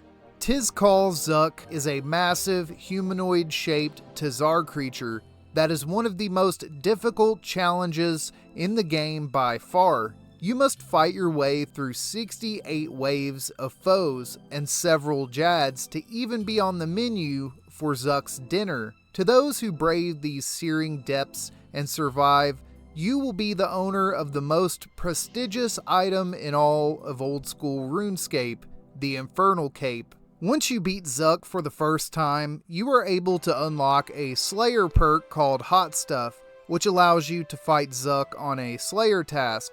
This is great because you get a DPS boost from your Slayer helmet, but it also gives some of the best XP in the game, as clearing the Inferno gives around 125,000 Slayer experience. The lore behind Zuk is interesting on old school, as the Inferno was actually stumbled upon by the modern Tazar. They believed it to be an ancient incubation chamber, but upon laying their eggs inside of it, they became feral and empowered when hatched, beyond their normal strength. Close by, Zuk is locked behind something called the Ancestral Glyph. He becomes so enraged after the player defeats the Triple Jad challenge that he breaks free of his prison, and the broken Ancestral Glyph floats freely in the lava. This is the object that can be used during the Zuk fight to survive Zuk's hits, and without it, victory would be hopeless. Good luck in the Inferno, adventurer. You're going to need it. Next up, we're going to cover the true kings on our list, and the first is undeniably the most iconic. The King Black Dragon was released in 2002 and is a legendary beast said to have been created by the ancient Dragonkin as a mighty weapon. He is known to be great friends with Bob the Cat, and over the centuries is said to be quite bored with the constant cycle of eating adventurers who wander into his dungeon. He drops modest rewards due to the fact he is such an old boss, but the lucky adventurers out there may find themselves with a powerful draconic visage drop, or even your own bite-sized KBD to explore Gelinor with. He is technically a wilderness boss, I suppose, since you must travel through the wilderness to get to him. You could technically call him one. He appears in the Tale of Two Cats quest and instantly murders an adventurer who wandered into his dungeon. Rest in peace, Ranger Noob 889. Bring your anti-dragon shield next time. The next 3 kings on our list are actually brothers. Deep beneath the briny shores of Waterbirth Island is an ancient enemy of humanity that has fought against the Fremennik for many eons. The Dagonoth are a race of amphibious reptilian creatures capable of incredible violence. They take on many forms as they work together as part of a caste system to obtain food and procure territory. At the top of this hierarchy are the 3 Dagannoth kings, one for each of the different corners of the combat triangle. The first king is Dagannoth Rex, the melee brother who wields a massive deformed claw, capable of ripping a grown man clean in two. Dagannoth Rex is the oldest of the kings, and he drops 2 powerful melee rings, said to have been worn by ancient Fremennik warriors. Next up is Dagannoth Supreme, the ranged brother. He is capable of hurling spines through the strongest Fremennik shields. Supreme is said to have led to the death of the Bukala, an ancient Fremennik warrior, potentially even the owner of the SIRE, a powerful bow dropped by Supreme that was allegedly used in a battle against the Moon Clan. Its special attack greatly weakens the power of witches and wizards, making it the perfect weapon to fight against the inhabitants of Lunar Isle. The final brother is Dagannoth Prime, who is said to fly on the northern winds, even though it doesn't appear to possess wings. It does have a humongous eye in the middle of its chest that emits massive magical blasts that can turn enemies to ash. This creature has a chance to drop a powerful magical ring of a long-dead seer, as well as each king being able to drop the powerful dragon axe. These creatures have been in the game since 2005 and have managed to stay relevant due to their useful drops. If you're going to take on the kings, make sure to bring every combat style, plenty of food, and to teleport out should things begin taking a deadly turn. Bossing has definitely changed a lot over the course of RuneScape's history, and power creep has created the necessity for difficult challenges to push the player and keep them engaged and ultimately logged into the game. The Barrows brothers were a unique challenge when they were first released on the 9th of May 2005. Lore-wise, they are thralls enslaved to the mysterious Majorat Sliske. They were once powerful human warriors who traded their souls for great power, which can be observed in their special weapons and armor. Each brother has a unique special ability and set effect, as well as the tombs that they reside in has the interesting mechanic of draining your prayer points, which can be deadly against any of the brothers. There are 7 of them in total.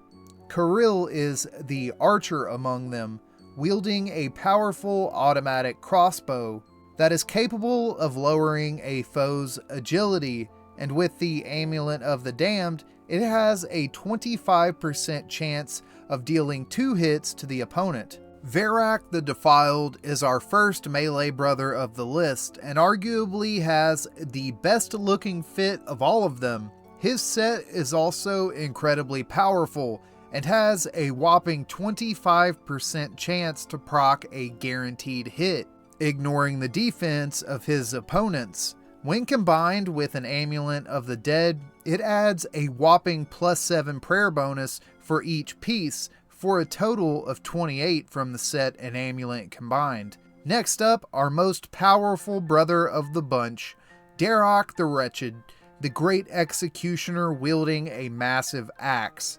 His set allows him to hit higher the lower his hit points are, making it popular for PvP since you can hit well over 99. The Amulet of the Damned adds a recoil effect to this set, which can proc to return 15% of the damage taken to his opponents. The next brother is the Arcane Master of the Crew, Aram the Blighted. His set allows magic attacks to lower the strength of his opponents by 25%, but the Amulet of the Dead is what makes this set truly powerful, as it allows it to cast ancient magics and grants a 25% chance for combat spells to deal 30% more damage. Next up, we have Torag the Corrupted, who wields powerful shadow-forged hammers, used to beat his enemies into an early grave. His set effect has the niche ability to drain the run energy from an opponent by 20%, at an almost 25% chance of proccing. This is kind of useless, but the full set effect with the Amulet of the Dead allows the wearer to gain 1% defense per 1% health missing, almost as a parallel to the Darok set effect but for defense. And now we have our final Barrow's brother of the list, Guthan the Infested. He is the user of a massive bloody war spear, and his set is one of the most widely used for things like Slayer, since it has a 25% chance to heal you for your next hit.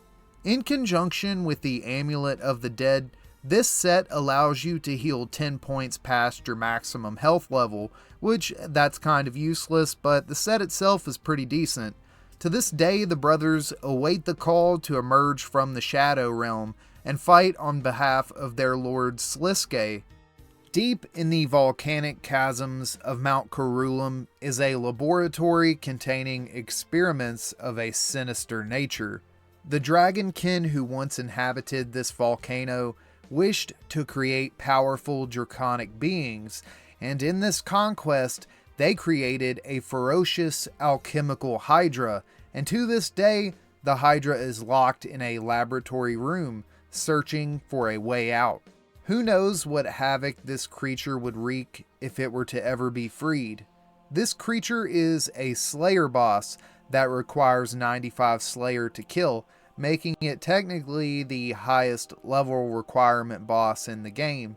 This creature has a variety of rare drops, but most people come here in search of a powerful draconic weapon known as the Dragon Hunter Lance. This item is made by combining the claw of the Hydra with a Zamorakian spear, and it is a highly sought after weapon. The dragonkin who created the Hydra is currently missing from this laboratory, and one can only speculate as to his fate or what other abominations he could have created during his lifetime. Slayer bosses come in all shapes and sizes, and a much more accessible challenge for the mid-level Slayers of Gelinor are the pair of bosses, the Grotesque Guardians. Dusk and Dawn are gargoyles found at the top of Mauritania's Slayer Tower. They can only be fought with 75 Slayer after obtaining an item called the Brittle Key from the gargoyles in the tower. This place was once called Vigora's Folly. It was built by a former follower of Zeros who had turned instead to serve Zamorak the Lord of Chaos and used his chaotic magic to construct this tower. During the God Wars, the God of War Bandos used this tower to perform a ritual in hopes of creating a new, more durable soldier than the squishy little goblins that swarmed any enemy at his command. Bandos sent one of his Org generals, Snarldor, with a piece of Bandosian metal called tourmaline, and they performed a ritual at high noon, which caused the statues of the tower to come alive. And at the top of the tower, there were two massive statues that came to be known as Dusk and Dawn. A fight broke out between the Bandosians and the newly resurrected gargoyles due to the fact that the tower was built with Zamorakian magic, and now these intruders were awakening the statues within using a different type of magic. When the fight began, General Snarldor and Dusk became entangled in midair, which resulted in Dusk's wing being chopped clean off, and Snarldor came crashing down into the swamp as a result. The general ordered a full retreat and fled from Mauritania, never to be seen in this land again. Dusk and Dawn drop an item called the Black Tourmaline Core, which can be used to upgrade Bandos boots into Guardian boots, incredibly powerful tank boots that reinforce the flesh of the wearer, which ironically is what Bandos intended with the ritual to begin with. The Guardians drop many granite trinkets, and you should consider taking on this challenge to prove to Gelinor you are virtually indestructible. Our final skilling boss of the video is also our newest one to old school RuneScape. Located at the ruins of Unka is a boat that can take you to an epic victory or maybe a watery grave. The Temperos is a spirit of water, said to be as old as our planet itself. It has been resting for many years until its recent tantrum in the ardent ocean. Currently, there is a group of heroic fishermen named the Spirit Anglers who are attempting to subdue this primordial threat to make the oceans of Gelinor a safer place. With the release of sailing, the seas of Gelinor have never been more alive, and this creature is one of the first dangers you face out on the water, as the entire area it inhabits is filled with massive thunderstorms that can sink unprepared vessels, and in fact, you race through this storm during the Barracuda trials, dodging the thunderclouds and riding the currents of whirlpools. To defeat this foe, you and your crew must gather harpoon fish, cook them, and launch them into Temperos' body at high velocity using your cannons. If you manage to defeat this monstrosity, you can claim loot beyond your wildest dreams, including a Tome of Water, which greatly improves your efficiency with water magic, or the legendary Dragon Harpoon, which will make you the greatest fisherman in the land. The mortal races of Gelinor have often pondered the question, what happens after they die?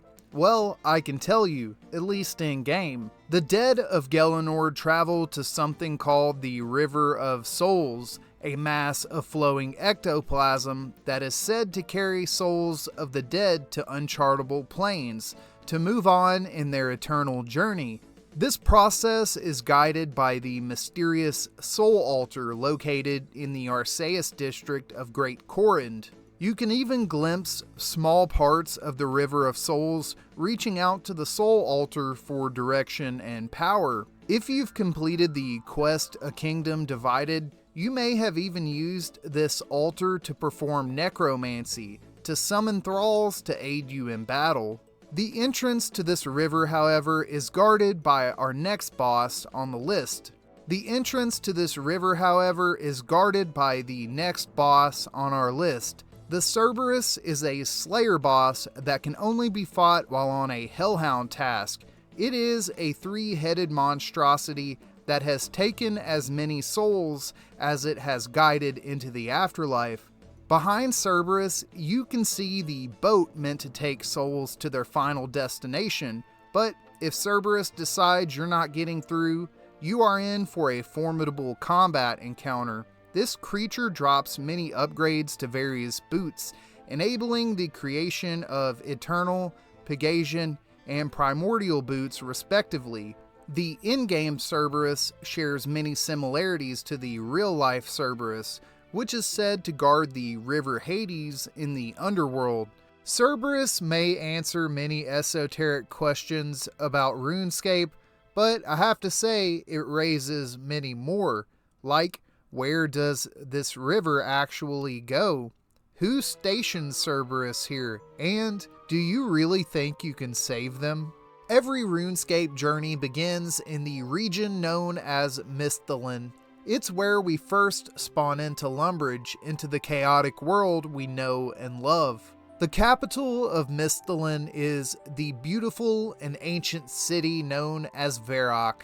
It is a modernized city in comparison to other settlements in Gelinor, given it has a king, its very own newspaper, a museum, and even indoor plumbing. And the next boss on our list has grown powerful on the garbage and turd water in the sewers of Verzik. Scurius is a massive rat king, introduced as a mid-level boss that could teach mechanics to lower-leveled players that they would eventually encounter in more difficult situations, like prayer flicking and killing add-ons. This boss drops specialized weapons that are incredibly powerful against rat kind, making them best in slot here. After you obtain these weapons, you can even get some of the best mid-game combat experience per hour, while also being engaged and having fun. You make these weapons after receiving a scurrious spine drop, and a weird smelly guy outside named Historian Aldo is capable of turning this drop into a powerful weapon. Rat Kings are a concept that exists in the real world and happen when rats' tails become fused together. No one is truly sure how they come to be this way, but it has always been taken as an esoteric sign when finding a Rat King in nature. Deep beneath the Mauritanian coastal swamp is a hive of the most deadly insect-like creature in all of RuneScape, arguably even more so than the Kalphites of the desert. The Araxite hive is full of venomous pools and egg sacs filled with unhatched abominations that pulsate slowly in an eldritch manner. But deep within these tunnels resides the leader of this nest, Araxor. Released on the 28th of August 2024, Araxor was another RuneScape 3 to old school RuneScape transplant, and the community seemed to love the addition. The fight is obviously quite different from its RuneScape 3 counterpart, but they do share similar themes, and even the same boss fight music. This creature introduced the Noxious Halberd, a powerful venomous weapon that added a lot of depth to melee combat due to its 3-tile range, and the ability to do insane slash damage. You may also obtain some powerful jewelry add-ons from Araxor, empowering your melee skills even further with the Best in Slot Rancor amulet. This boss is just another example of successful integration of a RuneScape 3 boss added to old school. The final Mauritanian boss on the list is probably my favorite of what the continent has to offer. On the far eastern coast, the creepy little town of Sleep holds a mystery that could unravel the very fabric of the minds who seek its answers. This town is a vampire-governed human town, founded by a former servant of Saradomin, the Justiciar Phosani. She turned her back on the Lord of Light and built a monastery dedicated to Zamorak that eventually came to be used as a place for the townsfolk to fade off into eternal slumber.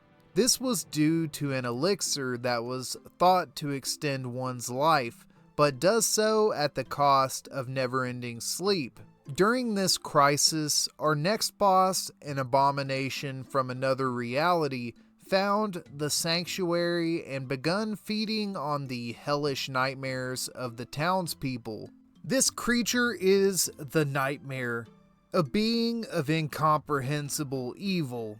It is an endgame boss encounter, making it even more formidable than just having a scary backstory. For those who manage to defeat the Nightmare, there is an even more difficult version of the fight that is solo only, called Phosani's Nightmare.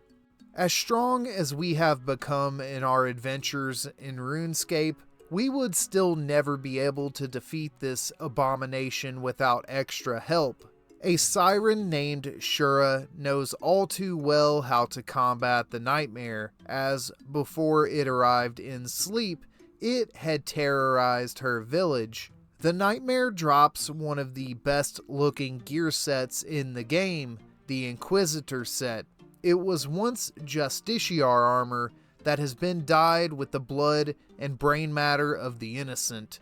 You can also obtain a powerful staff with many useful variants called the Nightmare Staff. I hope that in the future we find out more about the Nightmare, where it came from, what it wants, and I pray that whatever hellish realm it came from can never be accessed again. In the land of Great Korund, deep within the walls of the Forthos dungeon, many secrets are contained, and if you wish to uncover the truth hidden within, you must be prepared to fight for your life. The walls of this dungeon are lined with the webs of bright red spiders, making navigation here difficult, and in the heart of this labyrinth resides the queen of these arachnids, Sarachnis. She is a mid-level boss that can actually be quite deadly. Her examine says it best though. I'm going to need a really big newspaper. She is weak to crush attacks and also drops a great mid-level crush weapon, the Sarachnis Cudgel. She is a great boss to camp on an Iron Man, as she also drops a item called the Giant Egg Sack, which is full of red spider's eggs that can be used to craft potions. The examine text of this item is the exact same as unhatched Pokemon eggs in gold and silver. It's making sounds inside. It's going to hatch soon. It's unknown at what point these red spiders first came to infest this temple, but clearly it was long after it was abandoned by whoever built it. Sarachnis seems to be absorbing power from the magical relics within these walls, and I hate to think what would happen to the citizens of Great Corund should she ever escape this labyrinth. The next boss on our list is one of the most well-known in the RuneScape franchise. It was originally a formidable foe when it first came out in 2006, but since then, power creep has turned him into mostly a cute meme. This creature is the Giant Mole. He resides beneath Falador Park and has been at perpetual war with Wyson the Gardener since he was first put into the game almost 20 years ago. The mole uses only melee attacks, and throughout the fight will dig away from you into a different part of the chasm in which it resides. The giant mole is so revered all throughout Gelinor that it even has its very own exhibit in the Verzik Museum, stating that its scientific name is Talpidae Wysonian, clearly named after Wyson the Gardener, who probably discovered it. The drop table of this boss is quite dated, and it doesn't have much to offer mains in the modern era, but it is great for Iron Men who need birds' nests, as Wyson will reward you for killing the mole by exchanging mole parts for nests. By far the most important fact about the giant mole is that its pet examine is a reference to the Limp Bizkit song Rollin', as it says, "Keep molin', molin', molin'." I saved the next group of bosses for the end of the video because truly they are my favorite. They technically qualify as quest bosses as you fight them during a quest. However, they do have a unique collection log and can be fought repeatedly after the quest, making them eligible for today's video. In the future, I do plan to do an entire video on every quest-only boss in old school RuneScape, and if you'd like to see that, please hit the like button and subscribe to stay up to date on your favorite lore videos. The legendary Grandmaster quest Desert Treasure 2 has to be the greatest quest ever written in any version of RuneScape ever. There are probably many different opinions out there on this, but I'm sorry, you are wrong. Easier variants of these bosses are fought during the quest and are still quite formidable, but after the completion of it, you can fight them in all their glory in hopes of obtaining the powerful magical armor Virtus, or pieces to the feared Soul Reaper axe. The first of these bosses that we are going to cover is the dreadful Leviathan. The Leviathan seems to have once been a normal organism from our world, but was pulled into the abyss when a Zeroshian general opened a massive rift above a temple at the bottom of the ocean here. She did this in hopes of teleporting her forces into an ancient temple to obtain a powerful artifact stored inside. This hole in space-time sucked in most of the Zeroshian fleet who opened the rift to begin with. They were pulled into the abyss, and with them, the Leviathan in the waters below.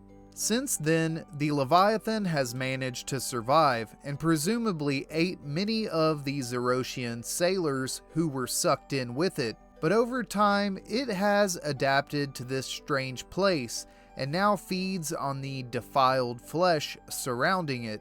It's definitely one of the most difficult bosses in the game, especially the Awakened version. To those who manage to defeat all 4 Awakened Desert Treasure 2 bosses, you will be awarded with the ability to wear the Blood Torva kit, also known as Blorva. It's one of the rarest cosmetic overrides in the game, and if you see someone rocking this set, you're in the presence of a true legend. The Leviathan is capable of using all 3 combat styles in quick succession that speed up as the fight goes on. It has several distinct special attacks that are easily capable of stacking you out. This beast may seem like it has no weaknesses, but during the quest, the witch who orders you to kill the Leviathan mentions there is a large gap in the scales on the Leviathan's back, and with the use of ancient magics, we may be able to stun this beast, and potentially even defeat it.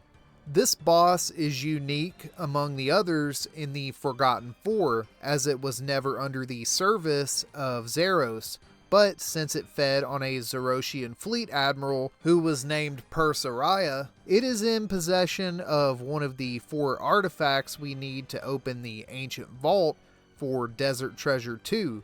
Nothing is known about the Leviathan prior to it entering into the Abyss, but part of me feels bad for it.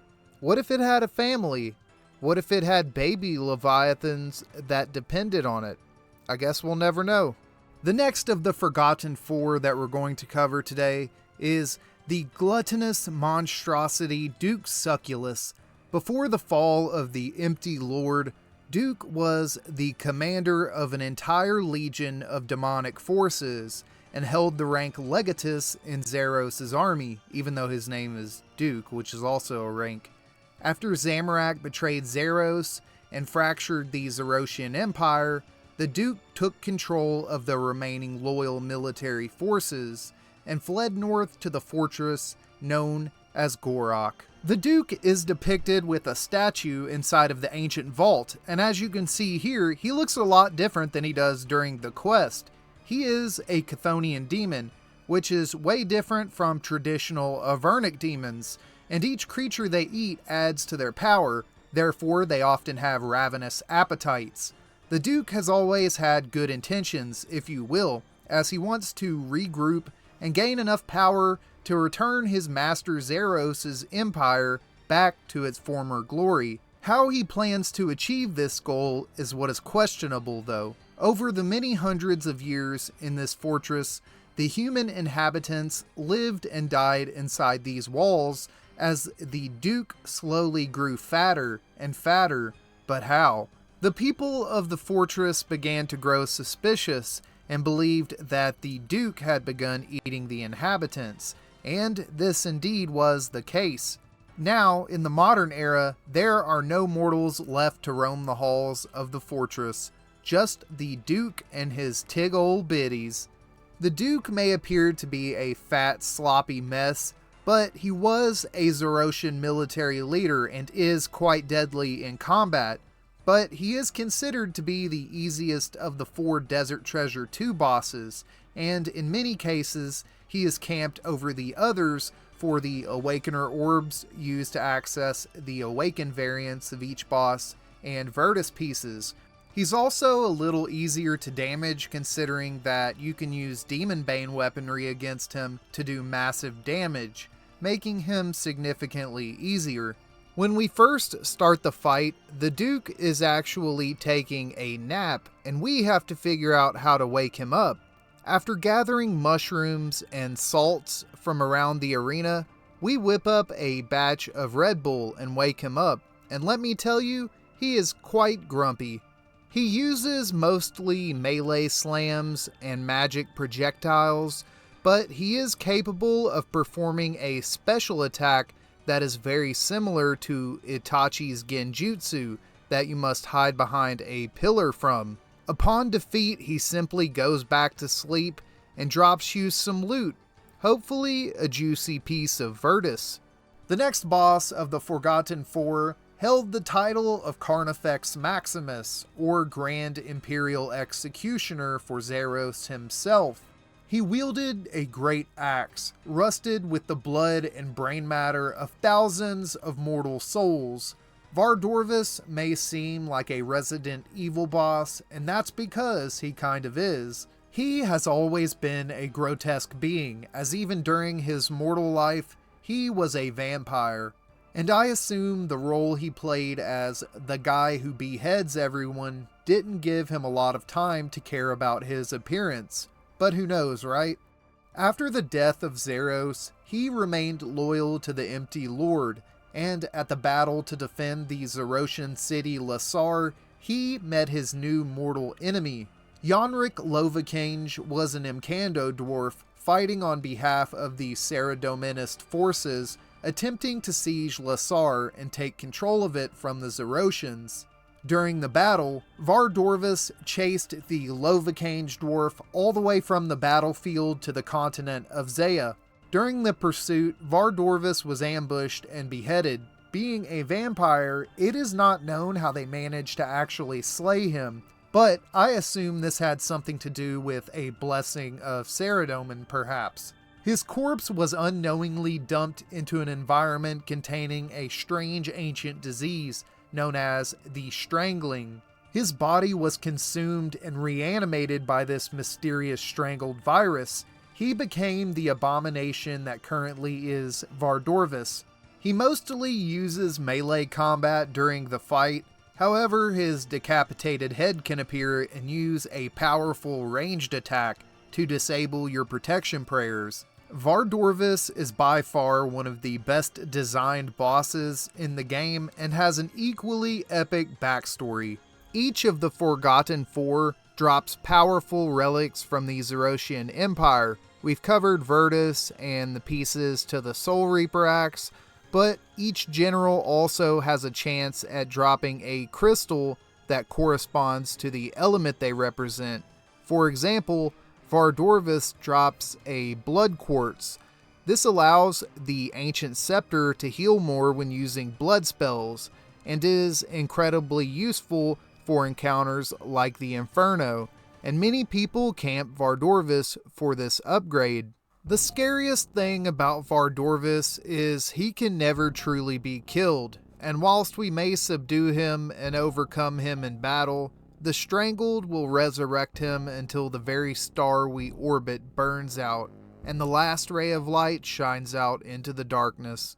The next boss is by far my favorite in the game. Not necessarily my favorite to fight, because when I first did this quest, she took me several hours to kill on my Iron Man.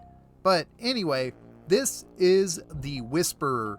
She was a siren during her life, serving under Zeros, but worked closely with the Majorat Sliske.